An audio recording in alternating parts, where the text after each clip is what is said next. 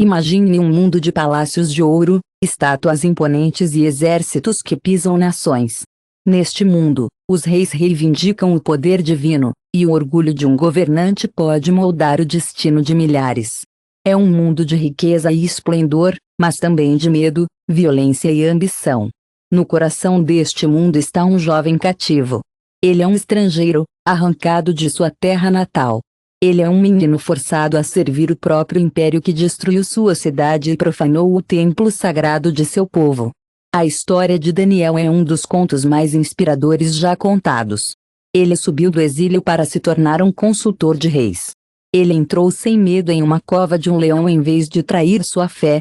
Em um mundo que exigia lealdade absoluta a seus deuses, Daniel desafiou um império.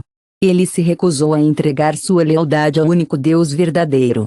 Ele testemunhou a ascensão e queda da Idade de Ouro da Babilônia. Ele viu a loucura de seu rei mais orgulhoso e a mão do julgamento escrevendo na parede de um banquete do palácio bêbado. Então, venha comigo de volta à antiga Babilônia. A história de Daniel, o exílio, é um dos contos mais inspiradores já contados. Começa em torno de 609 AC, durante um período de imensa tensão política e turbulência. É uma história que o levará aos tribunais dos reis e às profundezas dos leões. Ele o transportará para sonhos de estátuas e bestas, e uma promessa de que um dia todos os reinos deste mundo cairão diante do reino eterno de Deus. Esta é a história de um homem que se tornou um profeta, um servo que se tornou um visionário e um homem fiel que ousou esperar em algo maior que o poder dos impérios. O Egito, um poderoso reino ao sul, estava movendo seus exércitos para enfrentar uma nova ameaça, o crescente poder da Babilônia. O faraó Neco, o governante do Egito, estava liderando suas forças para o norte. Sua intenção era clara: participar da batalha Anquis contra o Império da Babilônia avançando. Esse confronto de impérios decidiria o equilíbrio de poder em todo o Antigo Oriente. Quando as forças do faraó Neo se aproximaram do território de Judá, ele encontrou um obstáculo inesperado: o rei Josaia de Judá, um jovem e determinado governante, estava em seu caminho, apesar dos avisos de Neco para ficar fora do conflito. Josaia confrontou o rei egípcio, dirigido por um feroz senso de dever de proteger sua terra e afirmar sua autoridade. Josaia se recusou a deixar exércitos estrangeiros marcharem através de seu território não contestado. As duas forças se encontraram em batalha, e a decisão de Josaia se mostrou fatal. Naquele dia fatídico, ele foi derrubado, deixando Judá vulnerável e sem seu forte líder.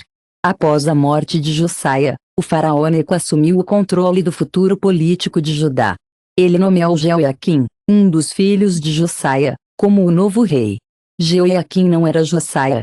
Neco escolheu porque sabia que seria compatível. Ele cederia a interesses egípcios sem resistência. Judá agora era um fantoche do Egito e da Babilônia. Estava entrando em um período de instabilidade e vulnerabilidade. Enquanto isso, na Babilônia, o rei Nabucodonosor estava preparando seu filho, Nabucodonosor, para sua própria campanha de conquista. Nabucodonosor era um jovem príncipe. Nabucodonosor era ambicioso, cruel e determinado a fazer um nome para si mesmo e estender o alcance da Babilônia. Ele foi motivado por uma fome de poder e domínio que mais tarde definiria seu governo. Embora um dia fosse conhecido como o rei que construiu a Era de Ouro da Babilônia e talvez até os lendários Jardins Suspensos, ele ainda era um príncipe apenas começando a forjar seu caminho. Logo, Nabucodonosor cruzaria os caminhos com o faraó Neco no campo de batalha Anquis. A batalha foi feroz, um verdadeiro choque de impérios. As forças da Babilônia derrotaram decisivamente os exércitos egípcios. Uma vitória para Nabucodonosor garantiria seu domínio sobre os territórios ocidentais, enquanto uma derrota fortaleceria o controle do Egito. Quando a poeira se acalmou, Nabucodonosor emergiu vitorioso. O Império Babilônico agora influencia a região, e Judá caiu sob sua sombra como um estado vassalo. Como parte dessa nova regra, Nabucodonosor levou muitos jovens nobres de Jerusalém, incluindo um garoto chamado Daniel. Daniel provavelmente era de um próspero. Daniel era um jovem educado nos caminhos da elite de Judá. Ele cresceu com um futuro promissor, cercado pelo conforto da riqueza e pelo privilégio de status nobre. Mas esse futuro foi arrancado quando Nabucodonosor conquistou Jerusalém. Daniel foi levado em cativeiro junto com outros membros da nobreza da Judéia. Daniel era um jovem educado nos caminhos da elite de Judá. Ele tinha um futuro promissor pela frente, cercado pelo confortos de riqueza e o privilégio de status nobre. No entanto, seu futuro foi interrompido abruptamente quando Nabucodonosor conquistou Jerusalém. Daniel, juntamente com outros membros da nobreza da Judéia e os tesouros do templo, foi levado em cativeiro na tenra idade de 12 anos.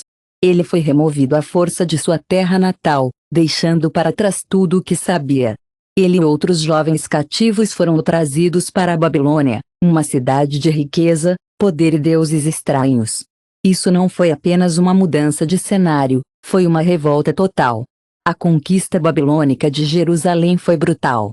Aos 12 anos, Daniel foi removido à força de sua terra natal, deixando para trás tudo o que sabia.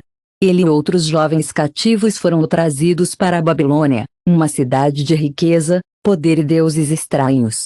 Isso não foi apenas uma mudança de cenário, foi uma revolta total. A conquista babilônica de Jerusalém foi brutal.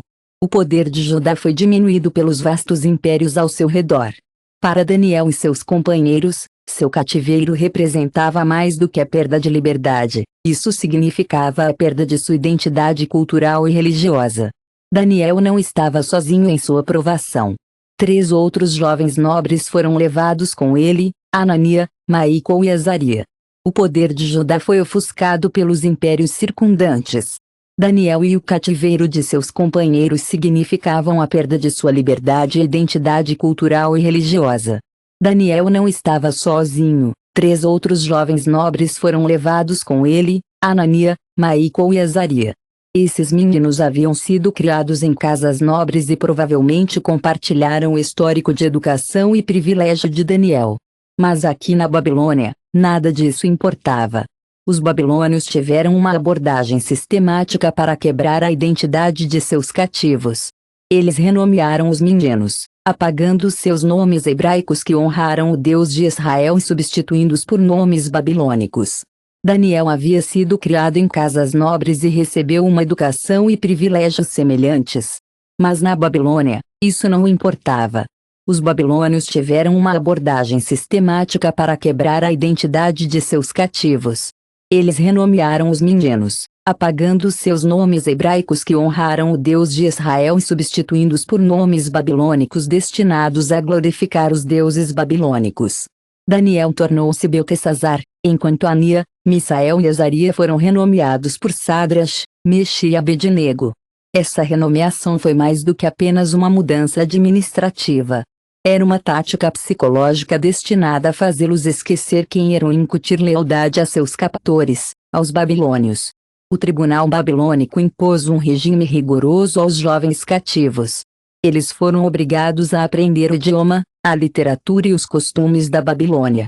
Eles receberam a melhor comida e vinho da mesa do rei, um aparente gesto de boa vontade que mascarou um motivo mais profundo no Antigo Oriente Próximo. Compartilhar uma refeição não era apenas sobre comida, simbolizava, o tribunal tinha expectativas estritas para esses jovens cativos. Eles deveriam ser treinados na língua, literatura e costumes da Babilônia. Eles receberam a melhor comida e vinho da mesa do rei, um aparente gesto de boa vontade que mascarou um motivo mais profundo no Antigo Oriente Próximo. Compartilhar uma refeição não era apenas sobre comida, simbolizava aliança e lealdade. Aceitar a comida do rei era um sinal de submissão aos caminhos da Babilônia, mas Daniel e seus amigos entenderam isso. Eles resistiram silenciosamente, apesar do risco. Daniel perguntou ao diretor se ele e seus amigos poderiam receber uma dieta mais simples de vegetais e água. Ele não queria se contaminar com a comida do rei. Daniel e seus amigos entenderam que a comida do rei representava tradições babilônicas e a rejeitaram. Daniel pediu ao oficial-chefe uma dieta mais simples de vegetais e água, não por causa do sabor ou qualidade da comida, mas por causa do que ela representava. Esse ato de desafio foi uma declaração ousada, mostrando sua identidade e lealdade ao Deus de Israel. O oficial-chefe hesitou, com medo de que os meninos pareçam mais fracos e sofrerem por isso, mas Daniel insistiu, propondo um teste de 10 dias. Se eles parecessem saudáveis no final, continuariam sua dieta. Após os 10 dias, Daniel e seus amigos pareciam mais saudáveis e mais robustos do que aqueles que haviam comido a comida do rei. Essa vitória silenciosa lhes permitiu manter suas práticas alimentares, preservando uma parte de sua herança em uma terra estrangeira enquanto continuavam. Eles passaram no teste. Eles eram saudáveis. Eles continuaram sua dieta.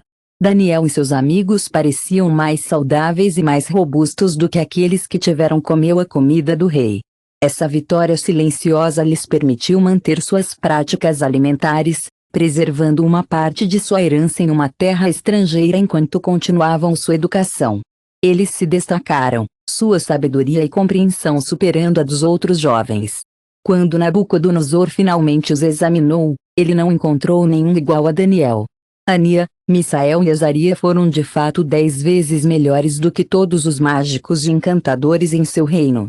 O rei lhes concedeu posições de honra.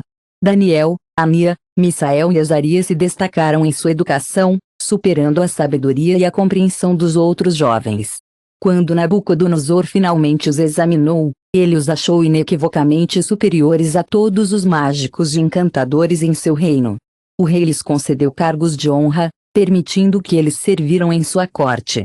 Os anos se passaram, e os 4 amigos continuaram a servir fielmente, navegando pelas complexidades da vida em um império estrangeiro.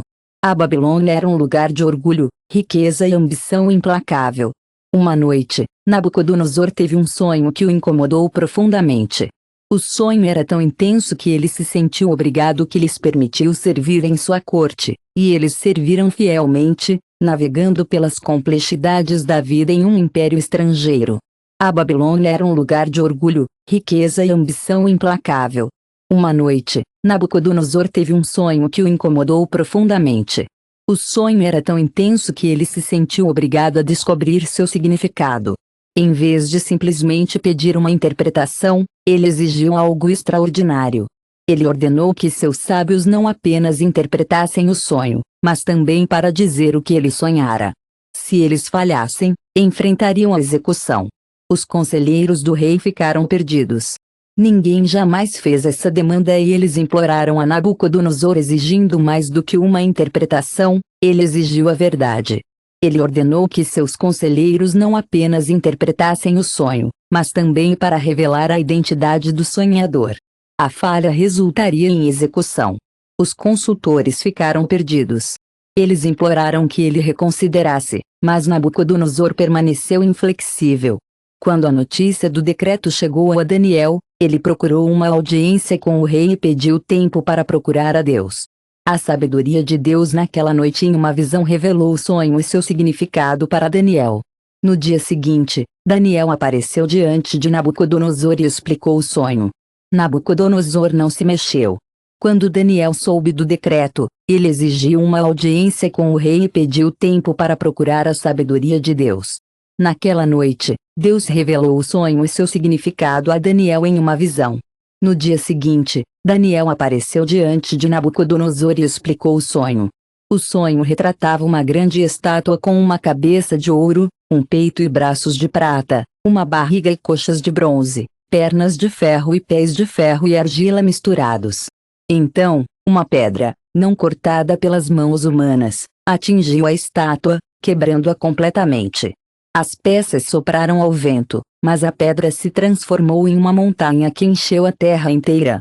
Daniel interpretou essa visão como uma sucessão de reinos, cada um simbolizado por uma parte diferente da estátua.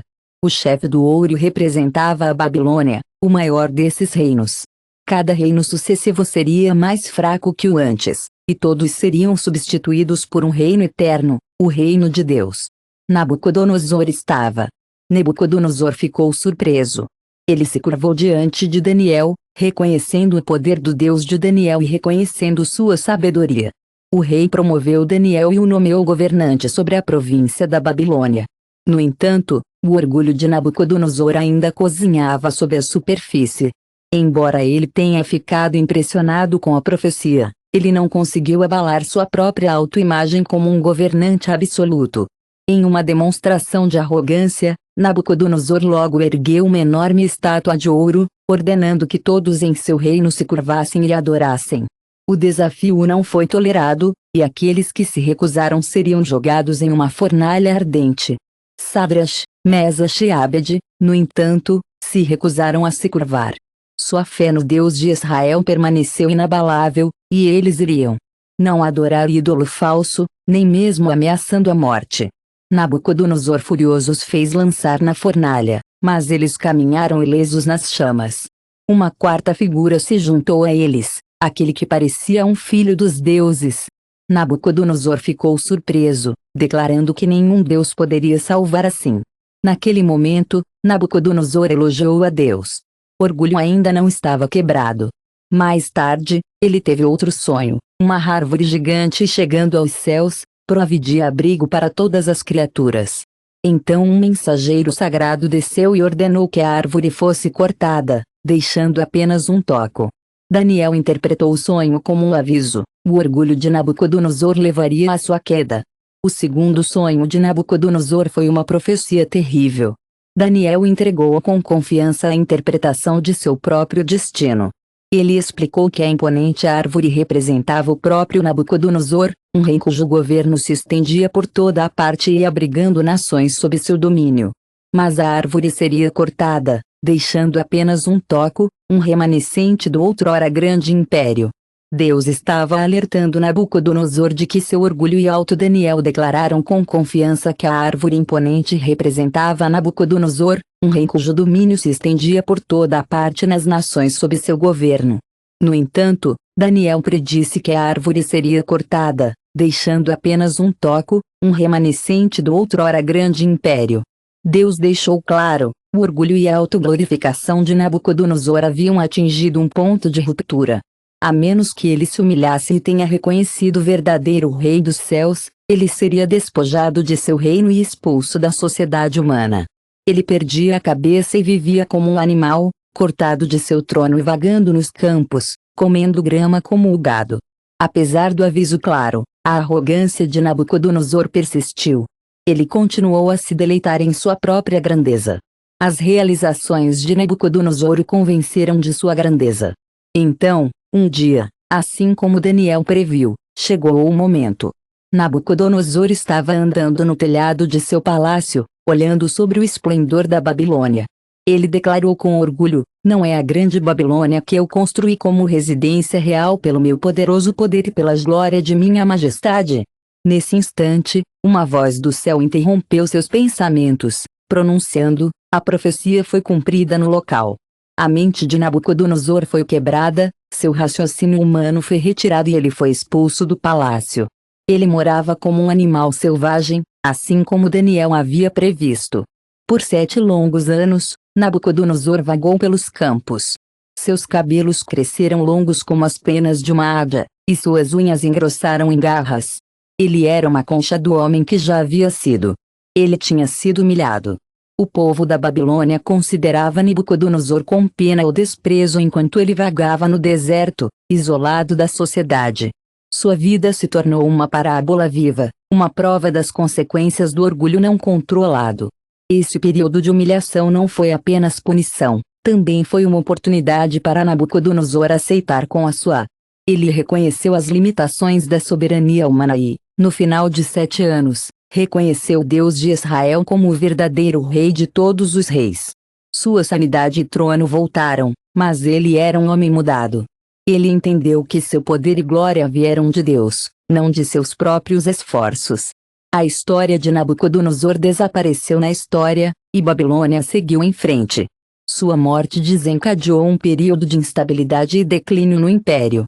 Kings sucessivos não conseguiu cumprir seu legado, e o trono acabou passando para seu neto, Bazar.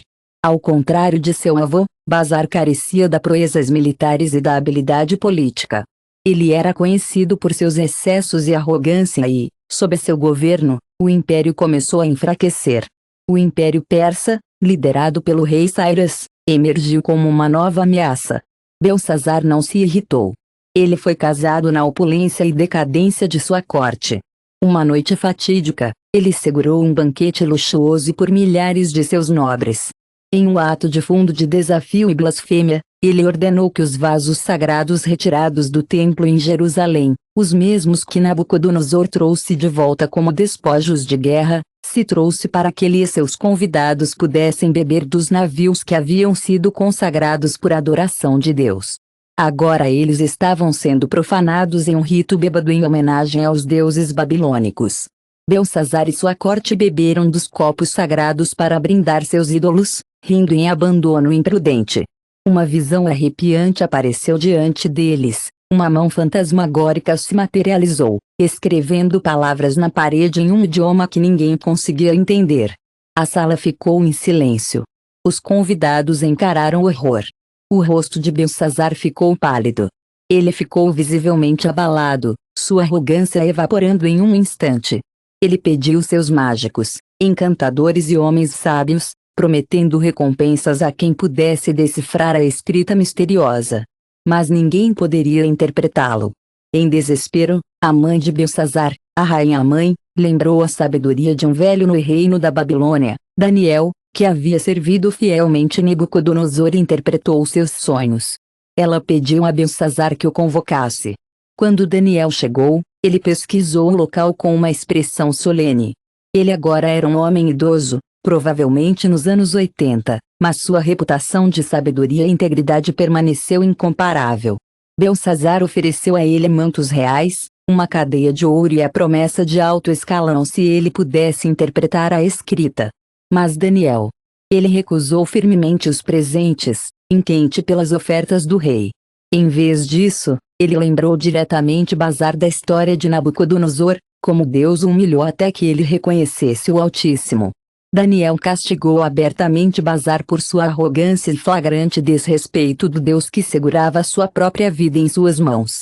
Então, com a gravidade, ele leu as palavras na parede: homens, contam. Parem. Daniel explicou o significado: homens significava que Deus havia numerado.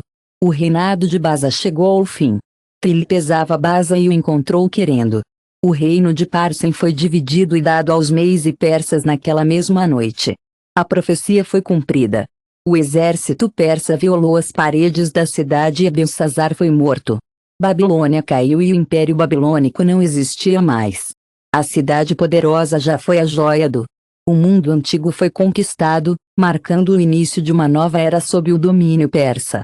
A ascensão do Império Persa trouxe um novo rei, Dário, o Mede, ao poder. Mais uma vez, Daniel se viu em uma posição de influência. Darius reconheceu a sabedoria e a integridade de Daniel e o nomeou como um dos principais administradores sobre o reino. Esta posição provocou ciúmes entre os outros funcionários. Esses homens ameaçaram a popularidade de Daniel com o rei e fez dele um alvo. Eles sabiam que a única maneira de prender Daniel era através de sua devoção ao seu Deus. Então, eles criaram um plano, convencendo o rei Darius a emitir um decreto. O decreto afirmou que, durante 30 dias, ninguém poderia orar a nenhum deus do homem, exceto o próprio Dário.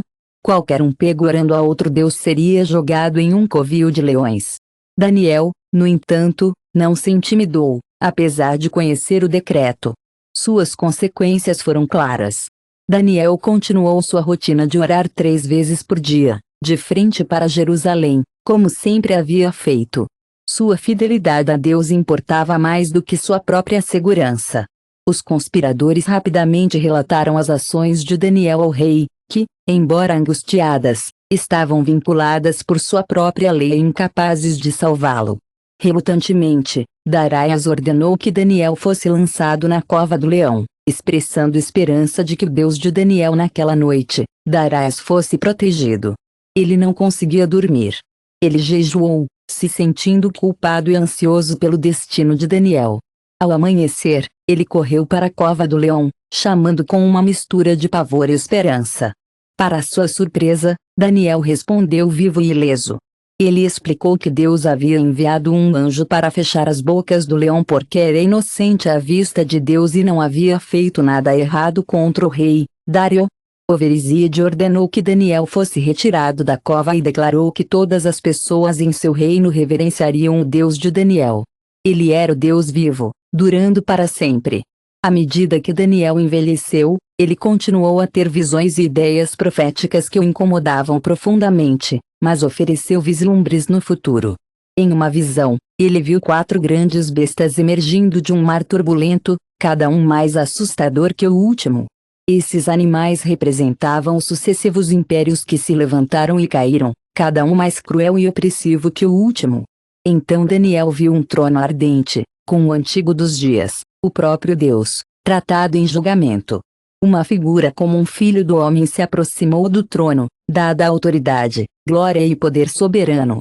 Este reino era diferente do reino brbral simbolizado por bestas. Era justiça, misericórdia e paz, e duraria para sempre. Enfiliado pelo caos do mundo, as visões deixaram o Daniel com medo e medo. Eles revelaram o futuro turbulento do mundo e o triunfo final do reino de Deus. Daniel viu que todos os impérios humanos, por mais grandiosos que fossem fugazes, estivessem poeira diante do domínio eterno de Deus. Ele percebeu que sua própria vida, seus anos de exílio, seus julgamentos e sua fidelidade fazia parte de uma história maior, uma história da soberania de Deus e da promessa de redenção. Com o passar do tempo, a Babilônia e seus governantes desapareceram na história, mas a fé de Daniel sofreu sob o domínio persa. Ele continuou a servir com integridade, mesmo quando se aproximou do fim de sua vida. Ele recebeu uma visão final, uma revelação que o encheu de tristeza e esperança. Nele, ele viu a ascensão Os impérios persa e gregos são representados por animais. O prado é o Império Persa e é representado por um poderoso carneiro. O Império Grego é representado por uma cabra rápida que acabará quebrando o domínio persa. Até esses impérios, com todo o seu poder e influência, estavam destinados a cair. Na visão final, Daniel entendeu que o exílio e o sofrimento de seu povo não terminariam imediatamente. Ele aprendeu que Jerusalém seria de fato reconstruída, mas o ciclo de opressão, pecado e rebelião continuará.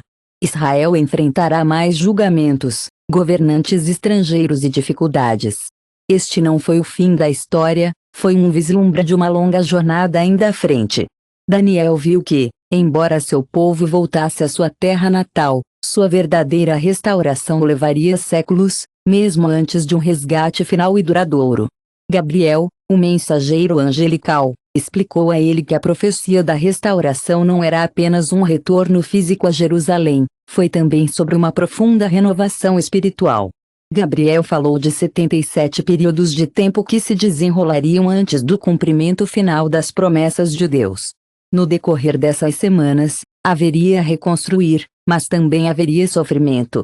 A história de Israel seria. Gabriel, o mensageiro angelical, deixou claro, a profecia da restauração foi mais do que um retorno físico a Jerusalém. Foi também sobre uma profunda renovação espiritual. Gabriel falou de 77 períodos de tempo se desenrolando antes do cumprimento final das promessas de Deus. Nas próximas semanas, haveria reconstruir, mas também sofrimento. A história de Israel seria marcada por traição, opressão e dominação estrangeira, com um império após outro controlando a terra do povo de Deus. No entanto, em meio a essas provações, Deus continuaria a trabalhar seu propósito, movendo a história em direção a um clímax que Daniel mal conseguia compreender. A mensagem de Gabriel era enigmática e perturbadora, mesmo para alguém tão sábio quanto Daniel.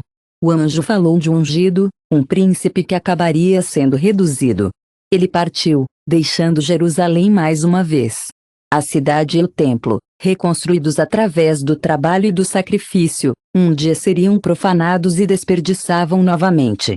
As palavras de Gabriel eram um lembrete gritante de que a luta do povo de Daniel estava longe de terminar. Essa visão pesava pesadamente em Daniel, enchendo-o de tristeza e um senso de urgência em orar por seu povo. Daniel chorou e jejuou, luto. Israel confessou não apenas seus próprios pecados, mas também os de toda a sua nação.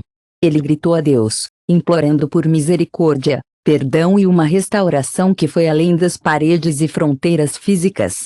Em sua oração, Daniel derramou o desejo de seu coração, um desejo de a justiça de Deus ser revelada e de seu povo ser trazido de volta a um verdadeiro relacionamento com seu Criador. Suas palavras ecoaram a esperança profunda e dolorosa dos israelitas de liberdade da opressão estrangeira, e o ciclo do pecado é bem documentado. Enquanto Daniel continuava em oração, Gabriel reapareceu, fornecendo mais informações sobre a visão.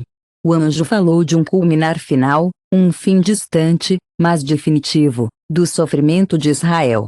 Esse futuro traria um fim à transgressão e à eterna justiça. A profecia indicava claramente o tempo em que Deus selaria a visão e a profecia ungiria o lugar mais sagrado. Daniel percebeu que essa redenção final foi além de tudo o que viveria para ver. Foi inconfundivelmente apontado para um Messias, um Salvador que inauguraria um reino que nenhum império poderia destruir, um reino enraizado em justiça, paz e o próprio coração de Deus. Isso sobrecarregou Daniel, que lutou para compreender a magnitude do que estava vendo. O significado total dessa revelação é claro: ele estava vislumbrando eventos muito além de sua própria vida, uma linha do tempo que se estende ao longo dos séculos. Ele sabia exatamente qual era o seu papel: testemunhar essas visões e garantir que as gerações futuras entendam o plano de Deus. Embora ele não visse o cumprimento das promessas, a fé de Daniel era firme. Ele confiava que, apesar da turbulência aparentemente interminável, Deus estava se movendo. História em direção a um propósito divino. Daniel serviu sob o domínio da Pérsia por muitos anos. Ele viveu para ver o reinado de Ciro, o Grande, o rei persa, que decretou que os exilados judeus poderiam retornar a Jerusalém e reconstruir sua cidade. Este foi um evento importante, um cumprimento parcial das promessas que Daniel havia visto em suas visões. No entanto, mesmo quando seu povo começou a voltar, Daniel sabia que sua jornada estava longe de ser completa. Suas visões lhe mostraram que a verdadeira restauração, a que traria paz e justiça duradouras, ainda estava longe no crepúsculo de sua vida. Daniel teve uma última visão que ficaria com ele até seus últimos dias. Ele viu uma grande guerra, uma luta cósmica entre poderes celestiais e terrenos. Ele viu poderosos reis e impérios subindo e descendo. Os governantes que procuraram dominar o mundo e impor sua vontade ao povo de Deus foram vistos por Daniel. O mesmo aconteceu com os fiéis, que permaneceram firmes em sua lealdade a Deus, apesar de enfrentarem perseguição, tortura e morte. Mas Daniel também viu esperança, uma promessa de que aqueles que permaneceram fiéis seriam entregues no final. Nesta visão final, Daniel viu uma ressurreição, um momento em que os mortos se elevariam de seus túmulos. Alguns subiriam para a vida eterna, enquanto outros enfrentariam vergonha e desprezo eternos. Essa foi uma revelação radical, um vislumbre de um futuro além da morte, uma promessa de que a justiça prevaleceria. É imperativo concluir essa tarefa, não apenas nesta vida, mas na vida que vem. Aqueles que sofreram e mantiveram sua fé, mesmo quando confrontados com imensos ensaios, receberão uma recompensa final. Deus honrará sua fidelidade, e eles brilharão como as estrelas para todo o sempre. A visão final de Daniel terminou com uma garantia. Ele descansará, e então ele chegará à sua própria herança no final dos dias. Essa promessa silenciosa, mas profunda, foi feita ao antigo profeta que passou a vida no exílio longe da terra de seus ancestrais.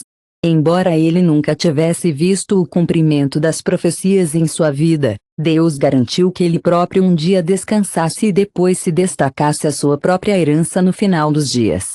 Ele faria parte do reino eterno que havia vislumbrado em suas visões. A história de Daniel chegou ao fim.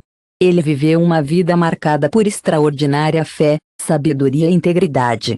Desde o momento em que ele foi levado quando jovem de Jerusalém até o coração da Babilônia, Daniel permaneceu leal.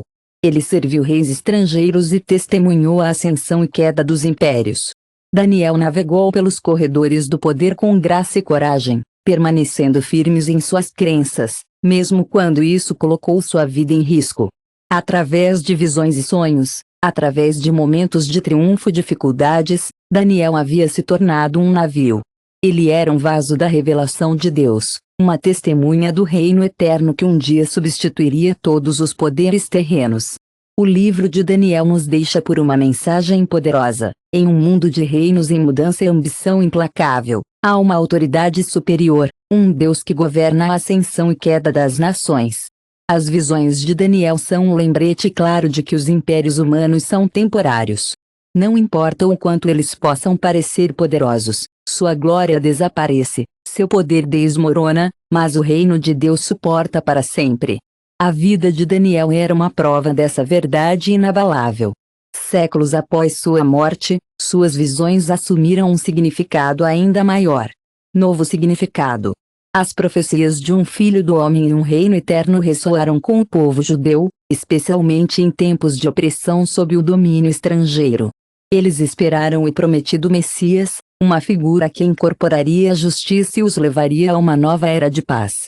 Então, no primeiro, o povo judeu tinha certeza de que as profecias de um filho do homem e um reino eterno eram verdadeiras. Eles estavam procurando especialmente o prometido Messias para vir e resgatá-los de seus opressores estrangeiros. Eles sabiam que esse Messias traria justiça e paz. No primeiro século DC, na terra de Judá, um homem chamado Jesus de Nazaré começou seu ministério. Ele se chamou o Filho do Homem, um título que ecoa a visão de Daniel. Jesus pregou sobre um reino não deste mundo.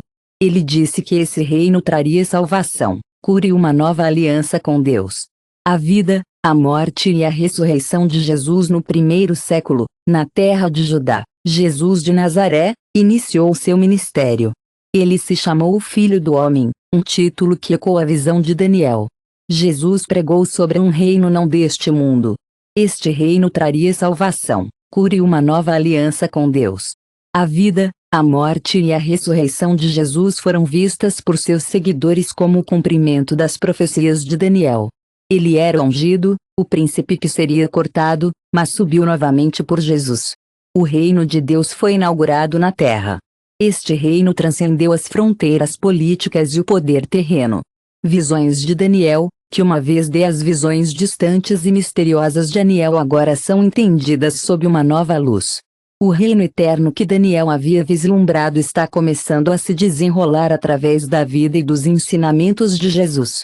Um reino construído sobre amor, sacrifício e redenção. Hoje, a história de Daniel continua a inspirar pessoas em todo o mundo.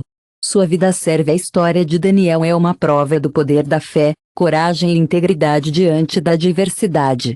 Suas visões oferecem esperança de que o plano de Deus esteja avançando, apesar do caos e da injustiça do mundo.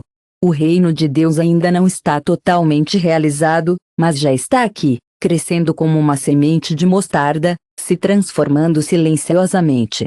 A jornada de Daniel de um jovem exílio na Babilônia a um profeta sábio com visões de eternidade é uma prova da resiliência do espírito humano e das promessas inquebráveis de Deus.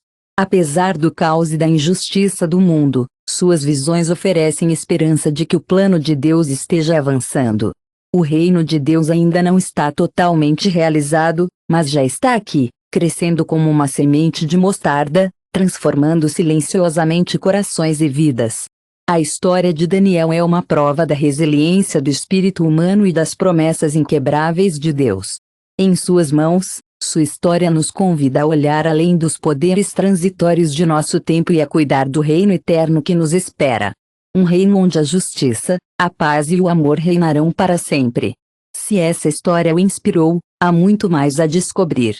Junte-se a nós nesta jornada pela Bíblia, explorando histórias de fé, coragem e as verdades eternas que ressoam ao longo da história.